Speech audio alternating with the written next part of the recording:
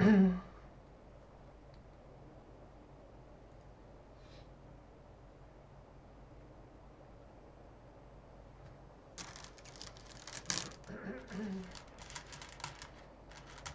think the microphone is working now.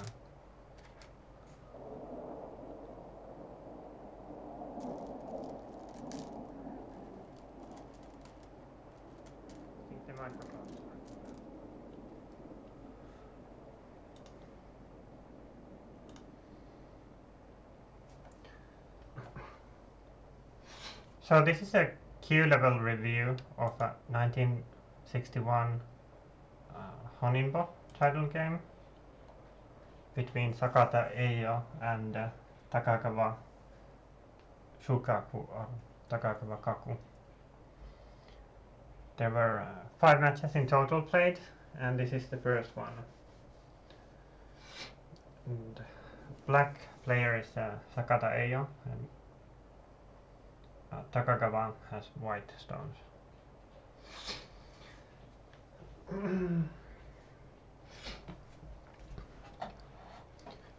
So black starts by taking the star point, and I guess you could start the review at this point. If white wants to play the low a low cornerstone or the Komoku stone, they can't really do it in the opposing corner, because that would allow black to play another high stone, and this would give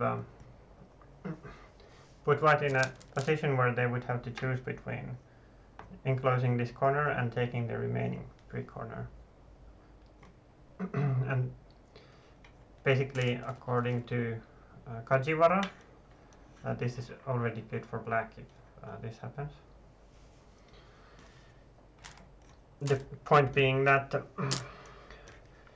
by choosing the 4/4 stone, it already limits the type of fuseki that can occur. And in this game, white takes a Komoku point on an adjacent side. That would mean that if black wanted to play in the corner opposite to the low stone, they would have to play a diagonal move, and that wouldn't be very efficient with the high 4/4 stone. So black takes another star point there, and this is played in the 60s, so the playing style is a bit different. And white takes another low 3/4 point or Komoku in the remaining corner. Basically, black would want to extend from the 4/4 stones towards the corner, but the 3/4 point is harder to approach from either side. So the low stones here are kind of limiting the potential on these sides already. So that kind of sets the character for the game. But black has a potential for Moyo on the right side, whereas white has more of a territorial approach. And Sakata plays the Haikakari in the I guess it's the upper left corner from this perspective. And white has of course all kinds of joseki to choose from, but in this game they have chosen to play the very most common joseki, and black honey, and white retreats. And so the normal joseki continues that black either plays the connection or the, I guess it's called the tiger's mouth. But in this game, black decided to play in the lower left corner first and see how white responds here. Basically, it would be possible for white to ignore this move and continue in the upper left, which would result to a complicated situation, and I'm not going to try analyze that in this game. Instead, white responds in the lower left corner, and black honors here again, and white retreats and encloses the corner. Then black comes back to continue the Joseki on upper left, and white completes the Joseki. And instead of playing the extension from here or here, black has to come back to the lower left corner. And this is I guess this is already an interesting point, because if black gets to play the high stone, it kind of works well with both of the Josekis, but then if white tenokis now, then black gets a result in the lower left corner that works well towards the corner. And in this game, white simply chooses to continue the Joseki, and black gets to play a high extension from both of the sides. And basically, if you look at this position, white has taken corner territory in both of the corners, but black's high stones have the issue that the sides have very little potential in terms of territory, because white can't make a moyo here, and black can't really play an efficient extension. On the other hand, black has potential to create a moyo on the right side and influence towards the center. So white gets to play first, and they play a splitting move, or I think it's called Variuchi, which kind of goes with this Fuseki logic that now both of the high stones are lacking an efficient extension. But as far as I understand, this style of playing is not so common nowadays. Instead, but anyway, this is a Q level review, and these are professional players, so I think we can settle for that. So basically, white has a Miai to extend on either direction, and the board position is symmetric, so it doesn't really matter which direction black chooses. But black plays the large knight move, or the O-game, I think it's called. And so white extends to the other direction. And since this is a large knight move away from the corner, the normal response for black is to play the 5-3 point. I don't remember what it's called. So the game continues. These stones have a base, and they still have some room, so they're not in a dire pinch or anything. So what black would like to do next, considering the upper right corner, they would like to play the corner enclosure. This is, as far as I know, it's considered the optimal shape, or alternatively play one over here, which would be a similar enclosure. So white plays the long approach move on the upper right, and that prevents black from getting the larger enclosure. And black responds with another 5-3 point. So black has taken a corner. White has a somewhat stable group here, and there's one stone that's kind of isolated for now, but the potential for the top side is fairly low. So white chooses to tenuki and approach the lower right corner now instead, and they choose the normal low approach move, and so black could pincer, but because of the Fuseki, the lower side doesn't have that much potential. Black has a follow-up move here, for instance, which would create moyo on the left hand side, and it would press the bottom side low. So black settles for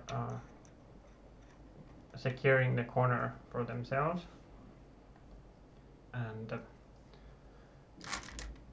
white pulls or placed a large knight move on the lower side. So now there's some potential for on the bottom side for territory because of the two moves that white added here, but it's still limited in scope because black could jump out here.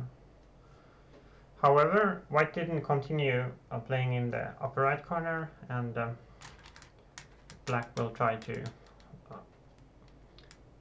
put pressure on that stone, and they will play the star point here.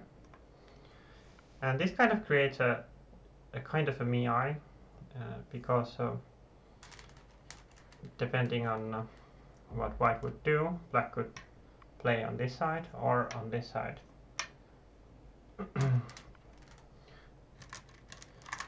And white jumps to defend this stone and kind of creating potential to link up these two groups and getting towards the center. So black plays the normal follow-up move from this Tsuzuki, which kind of links up these two stones.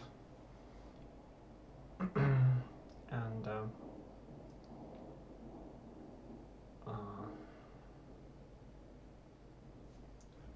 white starts to develop the bottom side by jumping here, but so that it doesn't so much increase the territory here, but it prevents black from playing the same move on the lower hand side as black did on the top side.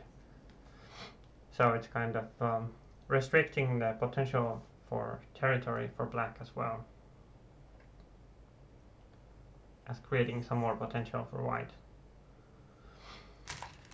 And black continues with the attack and plays this peeping move here, and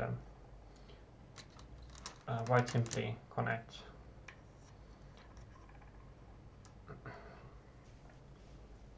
So these stones are without a base for right now, but they can run towards the center or try to connect to this other group on the right hand side. So black plays this kind of like well, it's a shoulder hit, but if nothing happens, one of the threats would be to separate these stones, which would mean none of these white stones would have a base. So it's definitely a forcing move. And white tries to utilize the space here and make some sabaki. So they will play, I think it's called a tsuke, when you play like this, a contact move to the black stone over here. Black hane and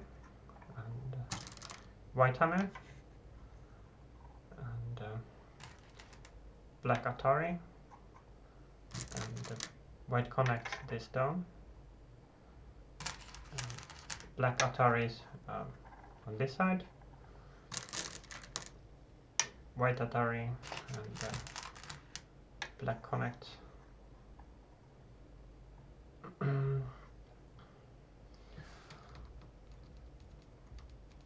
And then,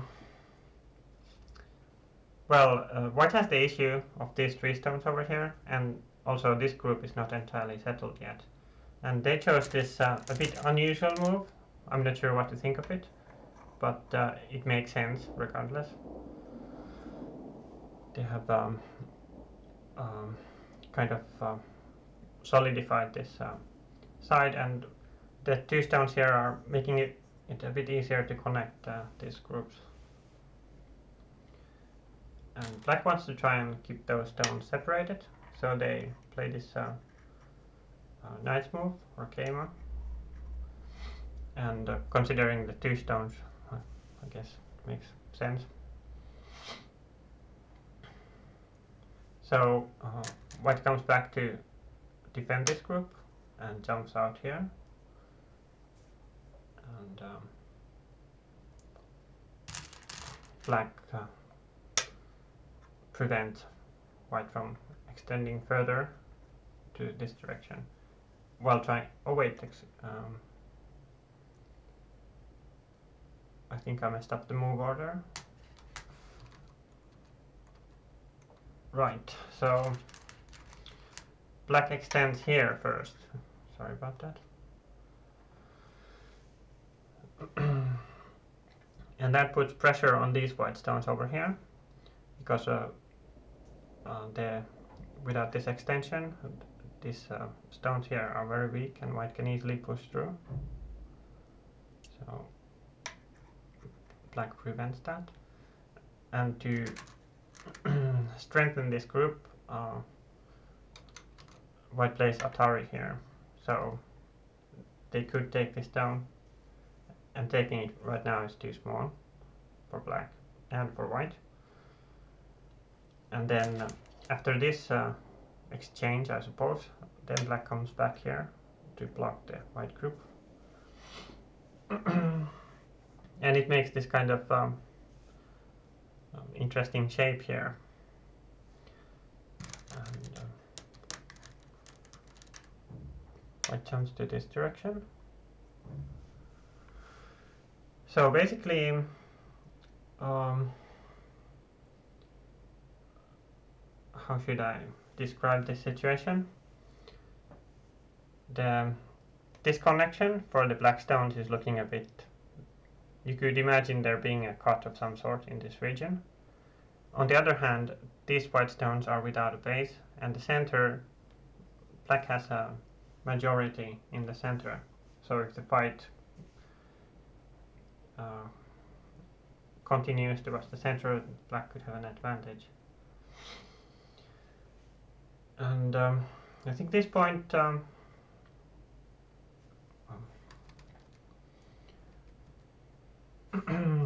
so at this point black addresses the potential of the bottom side by playing here. I'm not sure what to think about this move exactly, but it's a fifth line move, and I suppose black could have a follow-up by attaching here, and that would separate white from the center. Or potentially black could also split these two stones. So if black would jump here at some point or here, then that would put some pressure on these stones. White jumps, and that reduces the center potential for black, as well as keeps this stone isolated. So and I found this answer very surprising. So black extended on the second line here. So the move makes sense, of course. There's a lot of follow-up move potential. So if black didn't play this, white could try to play some kind of splitting move or invasion on the left-hand side. So this down move makes it more, well, at least it prevents playing the second line invasion here. And on the other hand, if black would respond something like this, perhaps that would start to look a bit over-concentrated because of there's still potential to reduce the territory. And extending towards the side, you have some endgame moves here, so it's a kind of like a big move, but it's not forcing, so it's a gotcha move, and I find it a bit sketchy. I'm not sure if this is a good idea, but regardless, they're professionals and so on, so I think they know what they're doing. There's also some agi regarding the corner, which is activated by this move.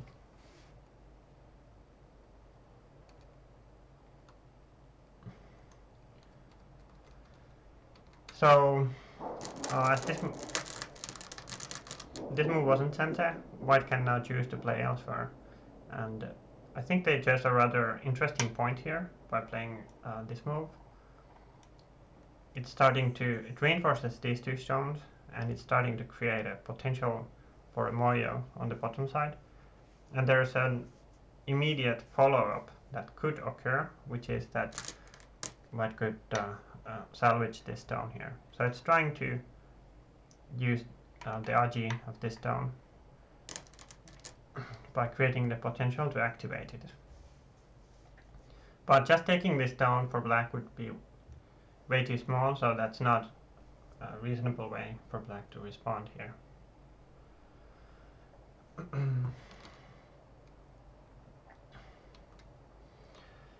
But in response to this move, black takes this one stone here.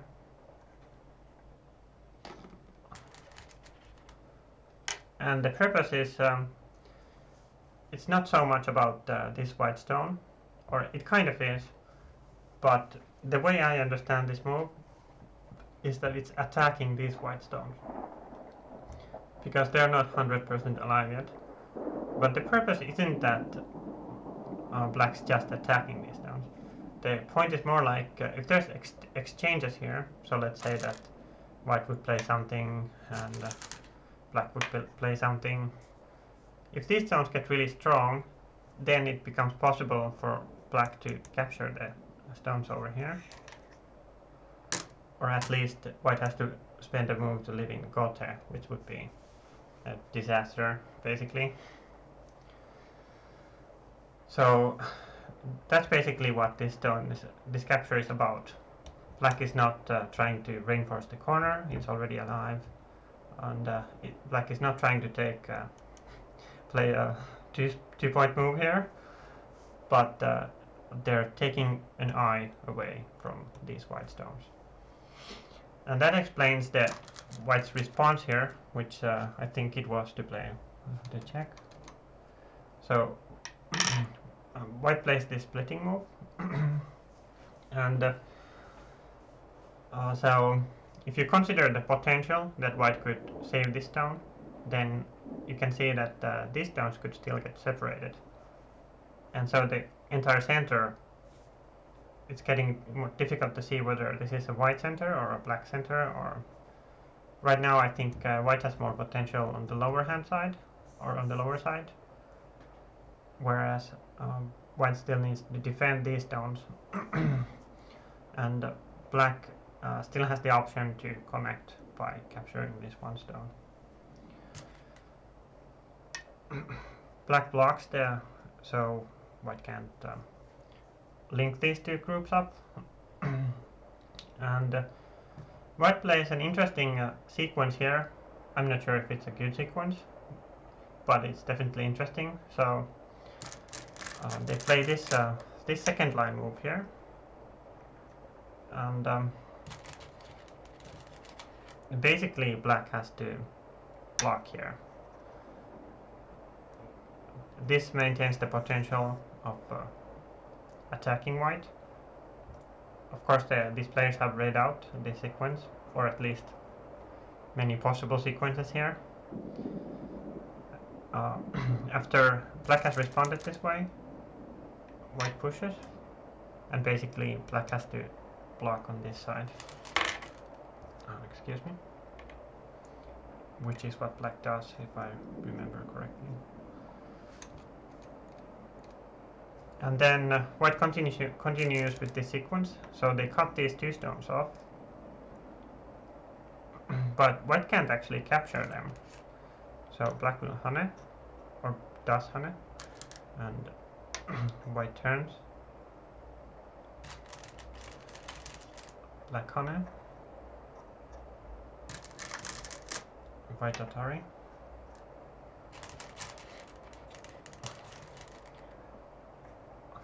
Black connects, and white atari. So black extends, white extends. So these white stones in the corner are dead, basically. Black plays this atari, and white can't connect here, so they have to capture the 2 stones in the corner.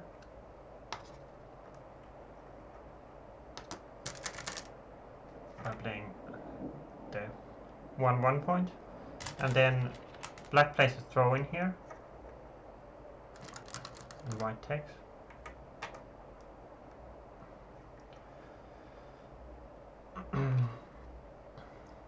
And black connects. So basically, the purpose of this sequence is that although white stones are basically captured, it's not they're not quite captured. Black can play this Atari, and white can't fill this point, so black gets to connect these cornerstones with these 4 stones. But black has a lack of liberties, so if white plays on the outside, they get forcing moves, and those forcing moves allow white to live on the inside. So although white kind of sacrificed these stones, they are making the white side live.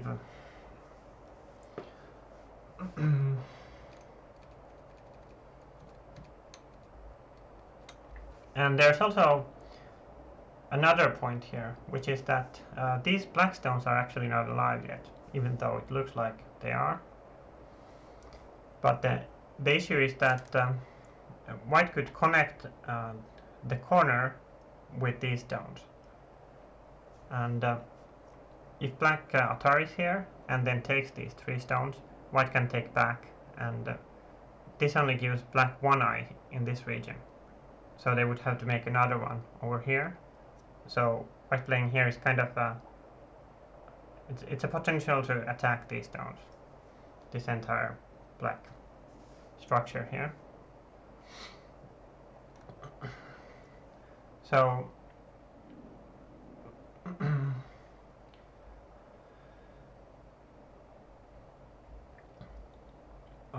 but white plays on this side instead, so there's also potential to cut these stones off, and it's not clear what the most logical way of playing is.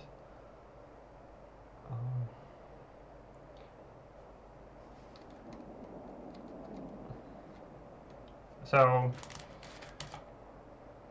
black attaches here, and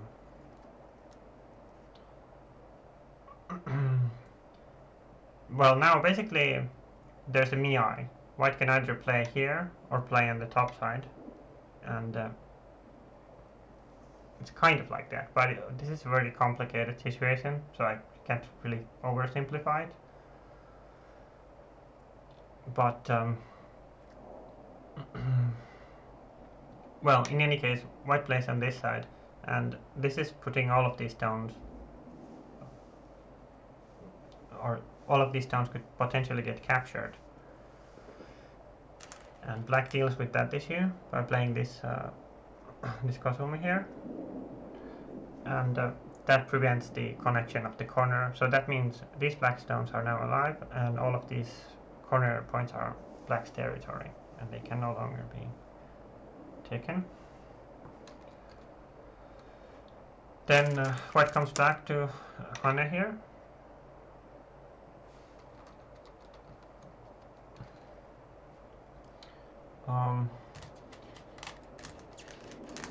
Black extends or nobi, and white connects.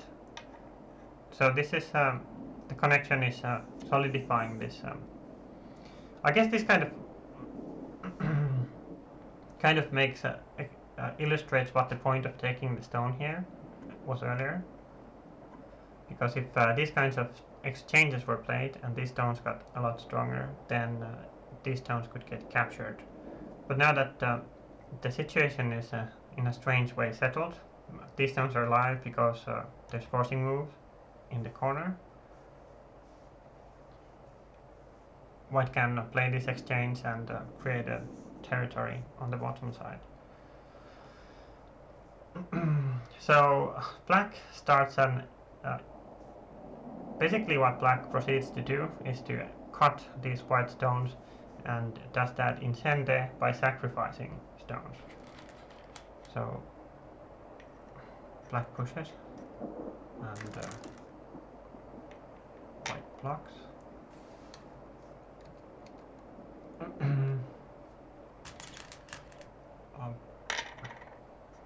Black makes the bamboo joint and cuts, keeps white separated. White pushes, or blocks rather, and black splits the white stones, and white Atari, the two black stones. But now black gets to play this cut in Sente, because white sort of has to take these two black stones. And that means the top side is now cut in Sente. And that's what white does. The white captures these two black stones.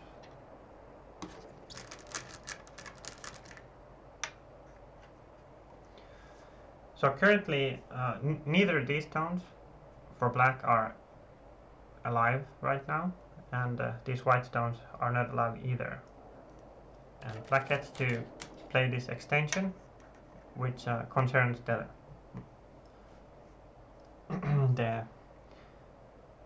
concerns both groups. It's running away with these stones as well as putting pressure on those stones. And white plays a large knight move on the top side to create potential to connect to the upper left corner.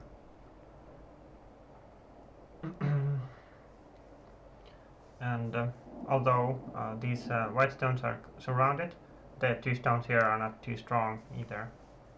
So there's probably a lot of complicated variations that could happen by cutting in this region. So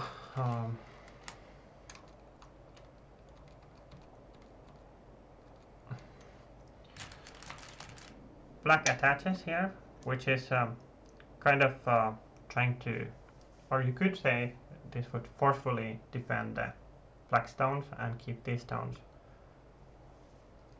under pressure. But the sequence that plays out here, well, you could say that maybe it's questionable for whether it's good for black or not, but I'm sure white didn't make it easy for black either. So white Hane.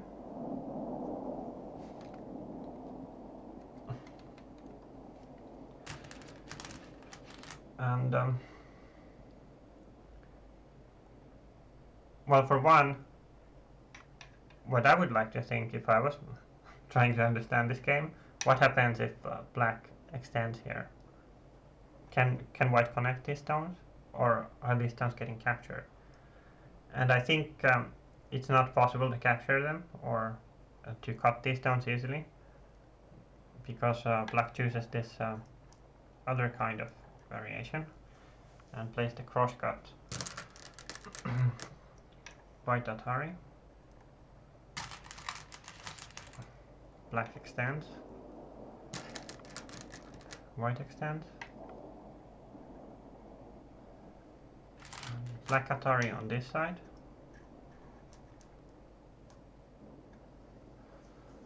Now let me check if this is visible correctly.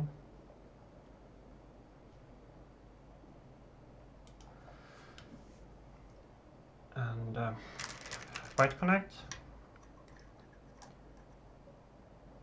So here black plays this I'm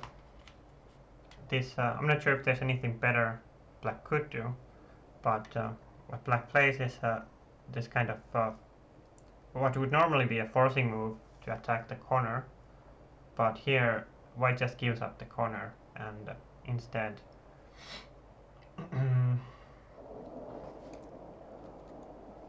responds by playing Atari on the second line here. So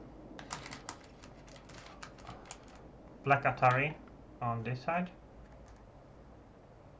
White captures the one stone.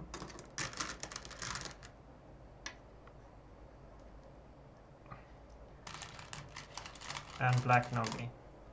So just considering the corner, this was a big profit for black, because this was a white corner, and the result is that now it's a black corner, and black also captured 2 stones. So locally, just on the corner, black made a huge profit, but it was a go-to sequence.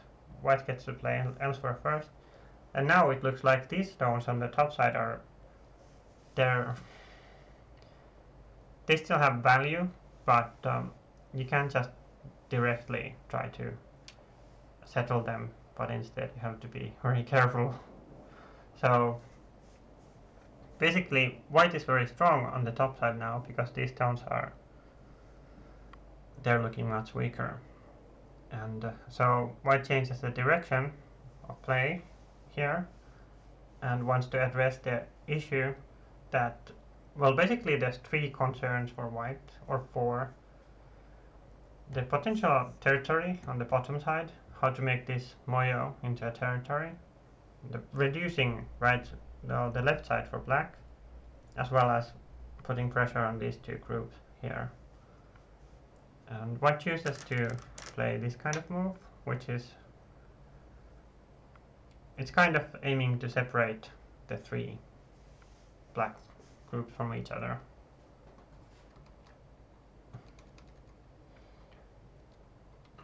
So black jumps here, and white plays a shoulder hit, which is kind of starting to complete the territorial framework here.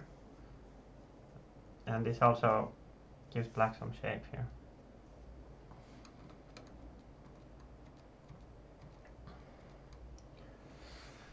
So this large knight move has a standard weakness, which is invading at this point, and black does that right now with this big territorial move.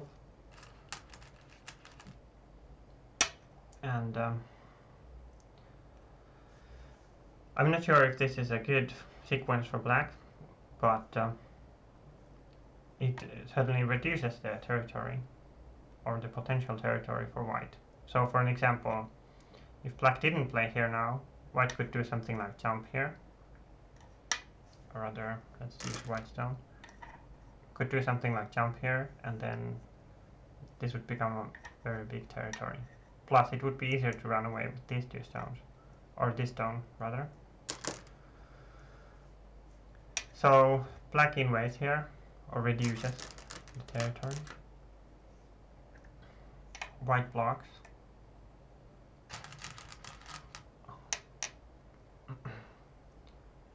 Black honey. White turns. And black bumps to this 1 stone.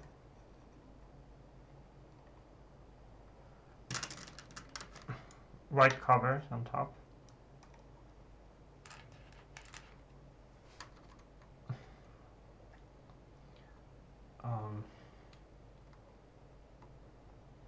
So black honey on the bottom side, and white covers on the lower left side. So this territorial potential has reduced quite a bit by this almost endgame-like sequence. It looks like a Yose sequence.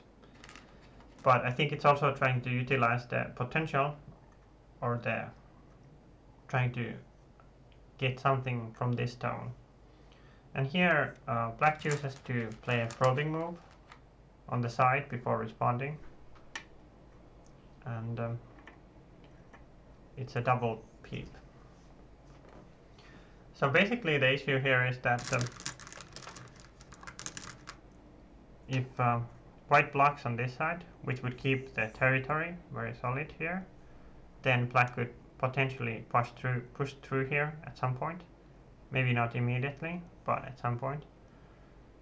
And it would be possible to maybe run away with this stone. And I guess that's the reason for that white blocks on this side. So that limits the potential aji for this stone. But now the corner is not so secure anymore. And after this exchange, black comes back to the bottom side and plays this connection here.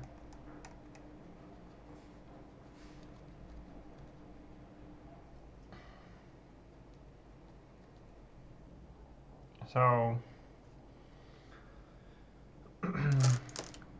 white plays a shoulder hit here, and I think the point is to put pressure on this group as well as try and keep these stones separated. And black simply blocks here to create shape, and there's also potential for these stones to get caught. So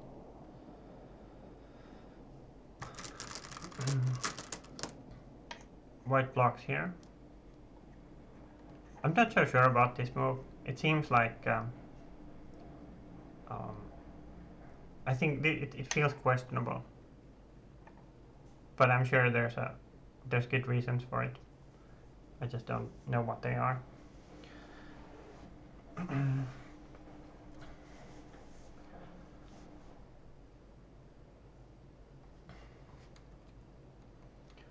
So black pushes here, which is threatening to connect the top side, as well as separate the white stones from the corner. And white covers here.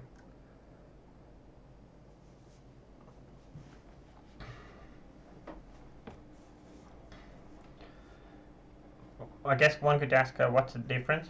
Why don't you turn here, for an example? It also keeps these stones connected, but maybe it's not as efficient in terms of points. Now black has bigger follow-up moves here, and this would cost in the end game. But now there's potential for black to cut here later, so I guess it's a trade-off.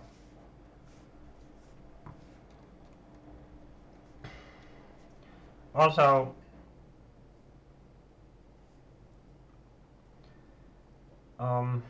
if white would get to play on this side now, or in this area, that would be, I think it would be really big, because it would, black would basically have to capture this stone, or something along those lines, maybe try to push through here. And if black pushed through here, white would probably get strengthened in the top part of the board, and then basically these stones could get captured. But black has the move, so they are playing on this side, and they attach here. And now this area is basically about trying to create the potential of connecting or cutting, and it's like a fighting area. So white plays this move, which is pretty interesting, but I guess if white played this shape, it wouldn't be so great here. For an example, if white would try to, I'm not sure what exactly would happen, but they chose to play this move, and it's probably better at keeping black separated in this case.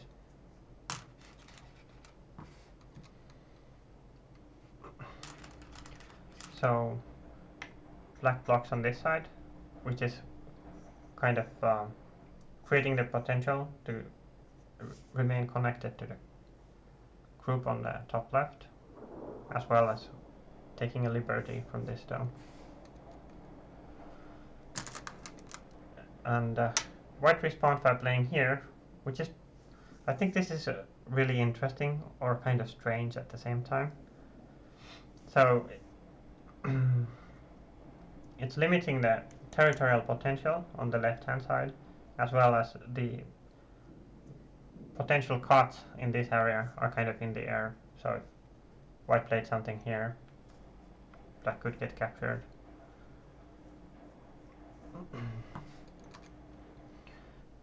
And this time black just responds locally and tries to hold on to the territory.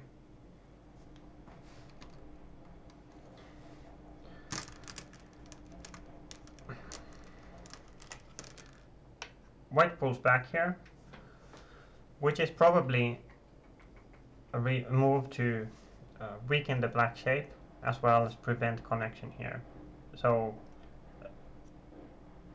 if black would play here and take a liberty from this stone, now it's not possible, and there's no eye space in them. Basically, these stones don't have two eyes.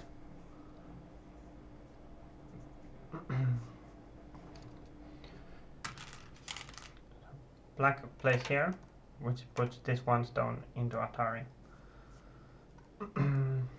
And the point of this move is that they're just creating a Mii. Now black can either capture this stone or this one stone, and so these stones are basically alive. If white would connect here, black could capture this stone. But white doesn't want to decide which move they play, so they Nobi here instead, which is putting a lot of pressure on all of these stones.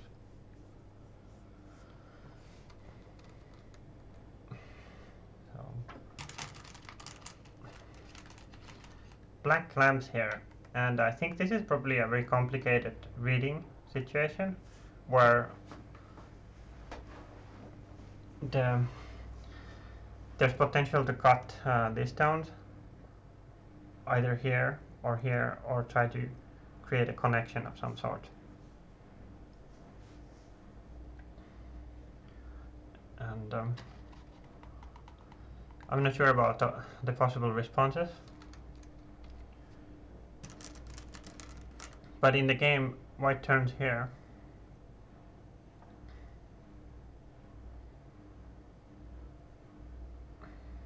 So for an example, if black got to play this move here, then these 2 points would become a Mii.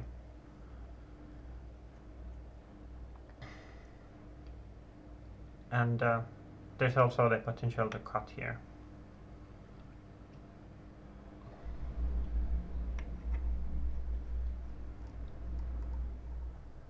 So this keeps or attempts to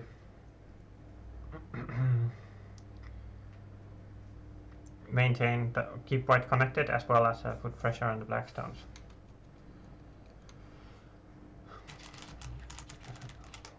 Black extends here, and the purpose is to try and use the shortage of liberties to connect the black stones, and I guess it's working because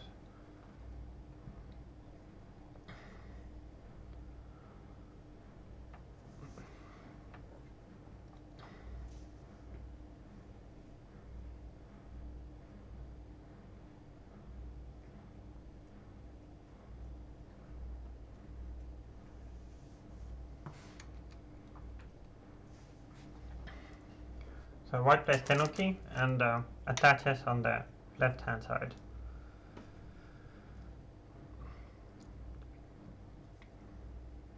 Basically white is trying to create some aji in the corner, because this shape is not a shape with 2 eyes yet, clearly, and it creates some potential to reduce the territory on the left hand side.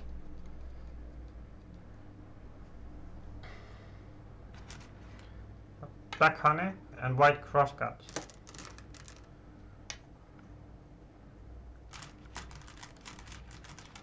Black extends here. So for now this stone is captured, but there's all kinds of aji. White pushes and black blocks.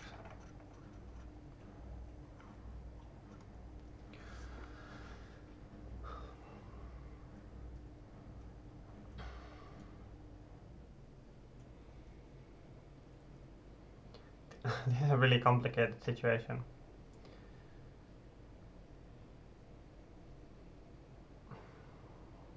And I'm not sure about the sequences here.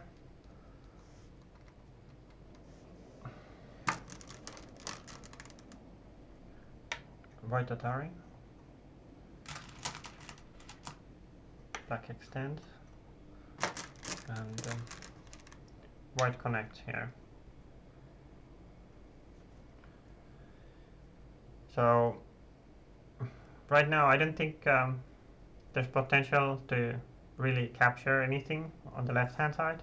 It's more about trying to reduce the territory black can get here, as well as trying to be efficient and utilize the RG in the upper side of the board.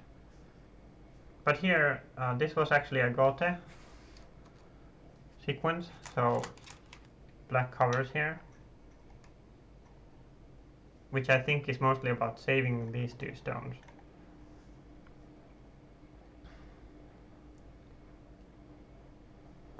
What I mean is that I think white could have captured these stones if they wanted, but black could have still connected to the left hand side.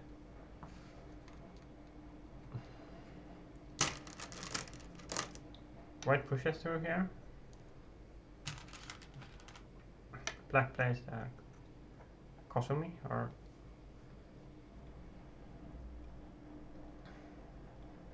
defends this group on the left hand side. But white got to push through and reduce the territory.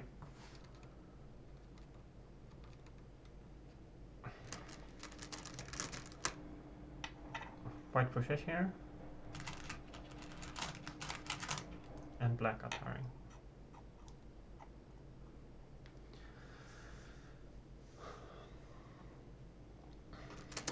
White comes back to play this move in the corner, and I'm not sure what to think about this move, but I think it's about points, because there's these forcing moves here, and there's some Aji in the corner, so white wants to keep some forcing moves in the end game by playing here.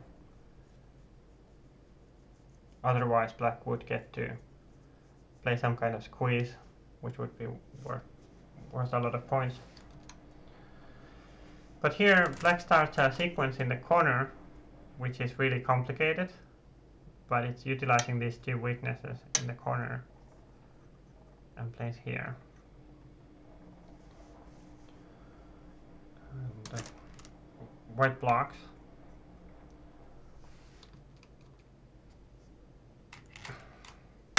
Oh, excuse me.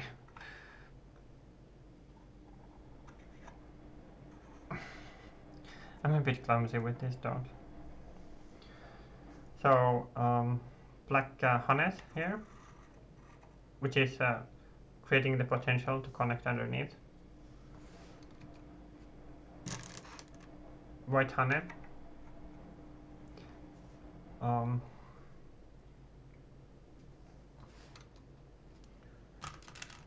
Black attaches underneath here, and the threat is that black could connect through here, and that would be a disaster for white. White blocks here.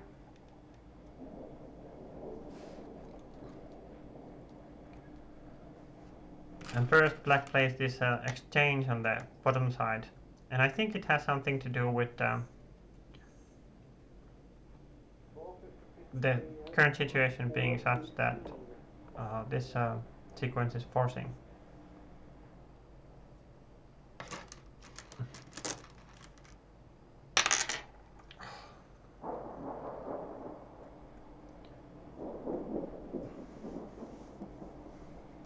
I'm not sure exactly what the logic is. Why play this first?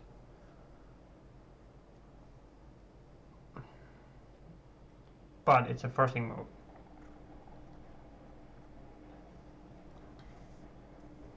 I mean, if white didn't respond, then black could potentially reduce this or erase this territory. Black comes back to the corner and pulls back here. And now there's also the potential to cut at this point.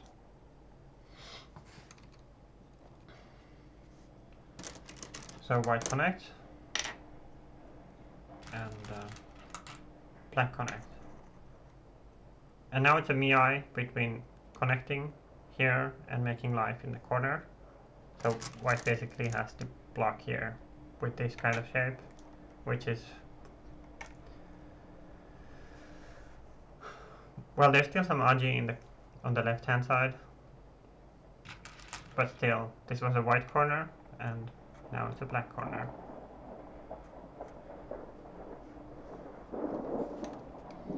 But it was a gote move for black. White Kazumi here, and there's some potential to link up these two stones and get to play forcing moves in the corner. I think that's the rationale here. It's basically a Yose move that's forcing. So black plays here, which also means that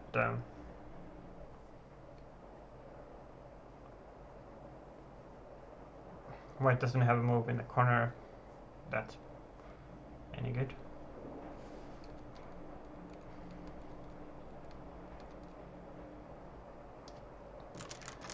So white plays a forcing move here. I'm not sure what the difference is. Like these stones are clearly alive, but if black gets to play here first, how many points is that worth? That's basically the question.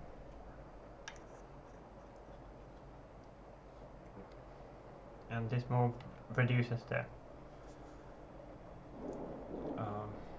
or secures some territory for white rather. And black plays this Atari. White comes back to the lower right corner and connects here.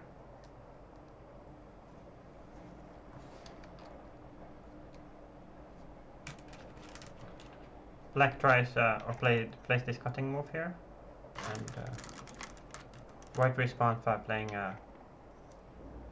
this vital point move. So black could connect these two stones to the top side group, but this would create some problems, I think. I'm not sure what exactly is the sequence. I think it has something to do with the double Atari here, and well, whatever the reason is, black simply connects here with this shape,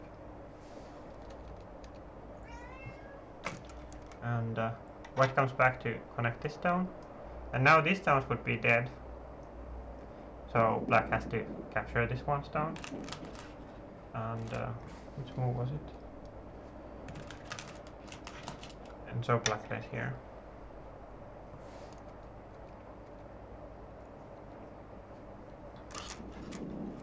And white just plays some forcing moves here to settle the territory in the region.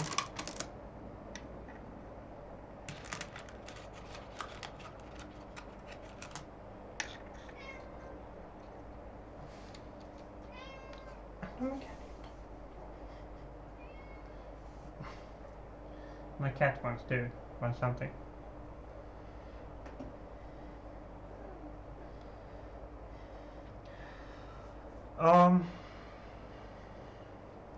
So what was happening here?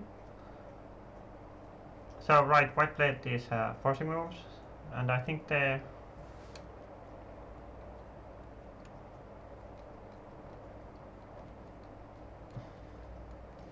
so white continues to make some more forcing moves, and I guess this kind of demonstrates why these stones are not alive either also.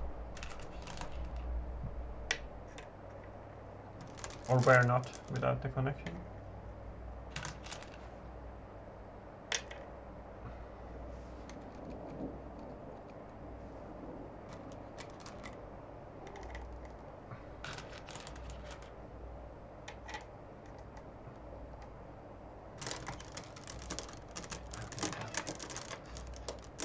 White bounce here.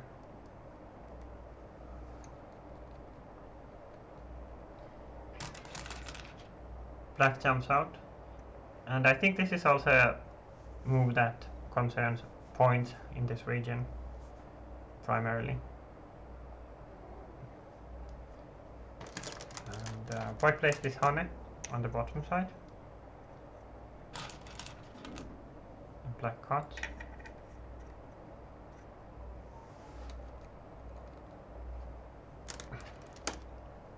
White Atari and black connects. Basically the point of this exchange was so that white would get an endgame move here.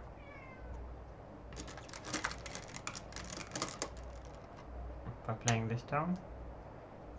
Because if black takes this down, then I think white can make a ko out of this or something like that. So black Atari on this side, and this is still too small for white to take. So white plays elsewhere and attaches here. No, mikä nyt on?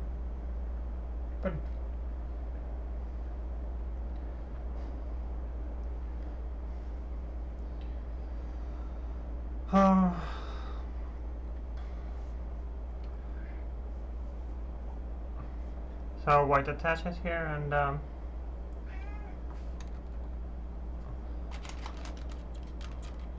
black pushes. And I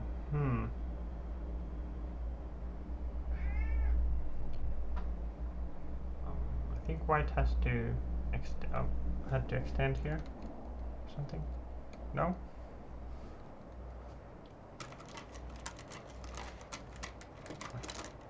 Instead, white plays this cutting move. And black extends. So basically, black could capture these two stones. And there's also some potential to cut these stones off, so white has to defend here.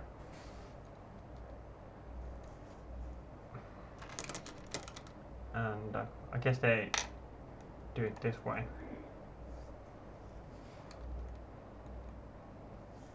This is also a forcing move, I think, because because black responds by taking the one stone, but white could push through here by putting these stones into Atari.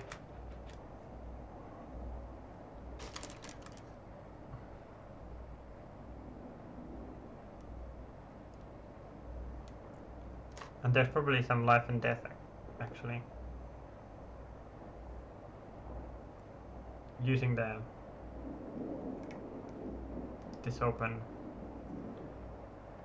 But anyway, white simply takes, black simply takes the stone, so there's none of that.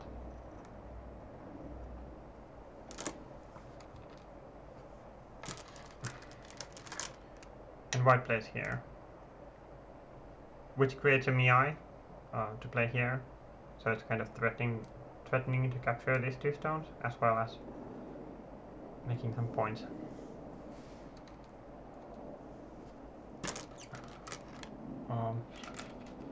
So black keeps the stones connected, and white plays this hane on the bottom side, and black has to make life here.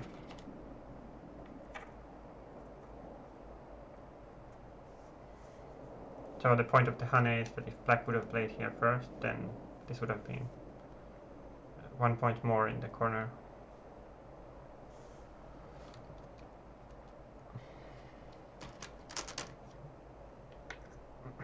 White plays Kosumi on the first line, and black has to cut by playing or extending. And there's only a few moves remaining, so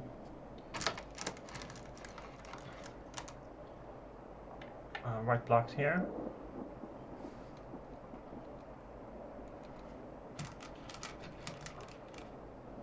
Black Atari on this side, which is a forcing move, because if black would play here, it would put these stones into Atari, and these stones, they could all get captured.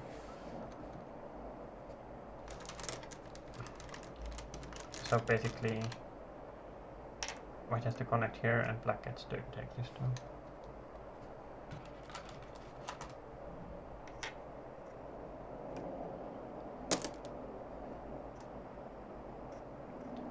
So there wasn't a lot of reading in this review, but it's kind of a Q level, my level review, not too complicated. And white extends here and black blocks on this side. And at this point, white resigned.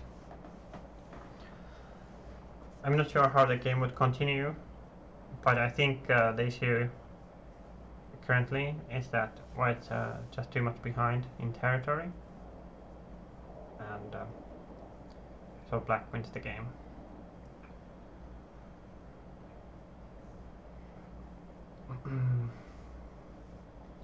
It's basically Yose. There's endgame moves remaining. But I thought this was an interesting game, and I think the Fuseki was from the 1960, or the game was played in 1961. The Fuseki was pretty interesting, and the way black was attacking very fiercely in the opening, that was pretty interesting as well. And another interesting thing about this game is that although white had a low position on the lower side, like the low Joseki, and they actually managed to make a moyo on the bottom side, which was pretty interesting. But I think that I think the most questionable part about the game for black side was probably this exchange in the corner. Black had a lot of points here, but it completely changed the balance of the game from where white was severely under pressure to a situation where these stones were almost captured.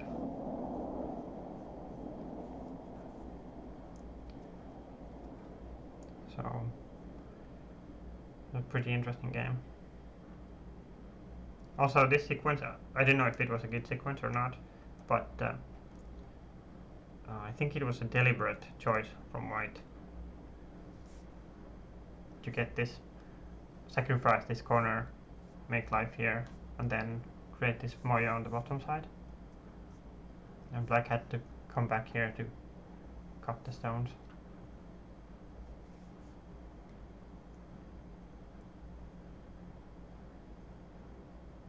Although it's not clear if, well, it was a kind of a miai, either.